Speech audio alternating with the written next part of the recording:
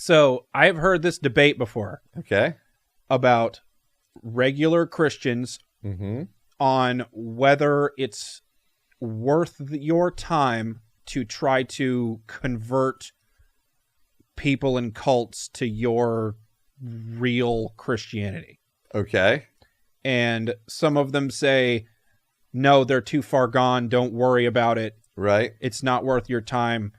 Go evangelize to regular broken people. Okay. And because the cult members are too, like, it's like they make it a scale where it's like they're so far out the other end of the scale that, you know, they're like so far deep into right. So indoctrinated. Yeah, so indoctrinated that it's not worth your time. Sure. So what do you think about the debate? Yeah, I've never heard that debate before, actually. Really? Yeah.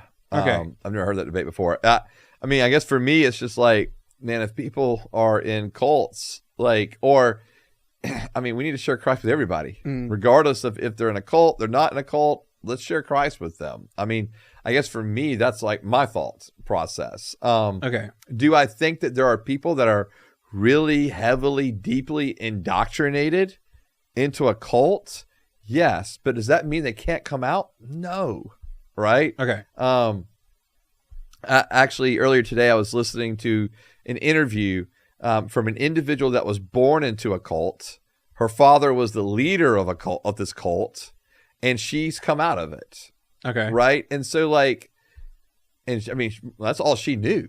Right. I mean, you know, she grew up with, you know, there was like 16 kids from 4 different moms, and like, this was her world.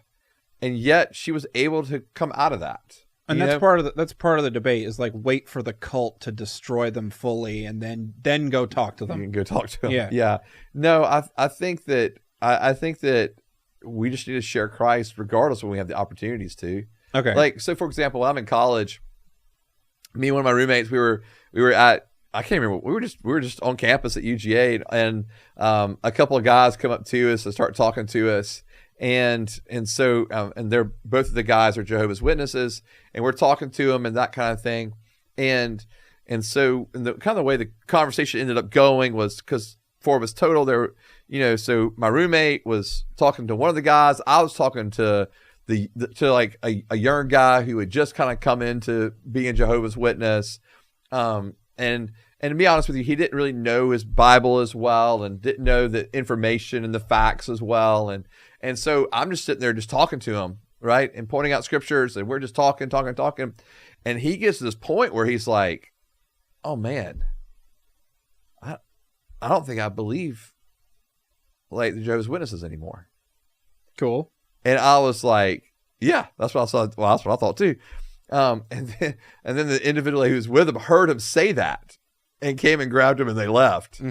But grab your bike. We're out of here. Right. I mean, you know, and so, but like my point just being is I don't think we can wait. I think we have to take the opportunities that are in front of us. Okay. You know, and I've had Jehovah's Witnesses come to our doors, and, you know, that kind of thing. And man, I want to pray with them.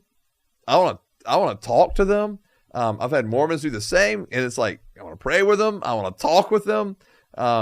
And I'm not trying to be a jerk. I'm not trying to, you know, but hey, let's talk about the scripture. Let's talk about what's actually there. And then let's talk about Jesus, and let's talk about what he did in my heart and my life. And why are you following the Lord in the way you think you're following the Lord? Right. Like, why do you believe what you believe? And let's just talk through those things. And you know, I just think we have the responsibility to share Christ with anybody, no matter if they're in a cult, they're not in a cult.